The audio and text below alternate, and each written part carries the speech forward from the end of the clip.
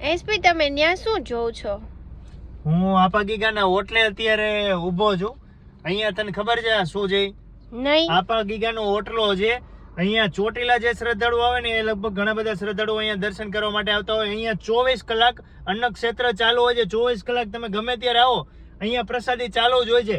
અને અહીંયા તો જે ચોટીલા ચાલીને પદયાત્રીઓ જતા હોય રાજકોટથી, એ લોકો અહીંયા રાત્રિ રોકાણ પણ કરતા હોય છે. એક સાથે તમારે 100-200 માણસો સુઈ જાય ને એવડી તો અહીંયા વિશાળ જગ્યા છે આ આપા ગીગાનો હોટલો. એટલે અહીંયા જીવનની બધી જ શાંતિ તમને અહીંયા મળી જાય. 24 કલાક અન્ન ક્ષેત્ર ચાલુ હોય છે, 24 કલાક પ્રસાદી ચાલુ હોય છે. અને અહીંયા કોઈને બપોરે આરામ કરવો હોય, રાત્રે શું હોય તો વિશાળ જગ્યા છે. અને ફ્રીમાં 1 પણ રૂપિયો લેવામાં નથી આવતો. એ આપા ગીગાનો આ હોટલો છે. તમે પણ જ્યારે ચોટીલા જતા હોય દર્શન કરવા માટે, ક્યાંય પણ બહાર ગામથી આવતા હોય તો ચોટીલાથી 8-10 કિલોમીટરના અંતરે રાજકોટ હાઈવે ઉપર આપા ગીગાનો હોટલો આવે છે. જરૂરથી તમે અહીંયા આપા ગીગાના હોટલે દર્શન કરવા માટે આવજો અને પ્રસાદી પણ લેવાનું ભૂલતા નહીં.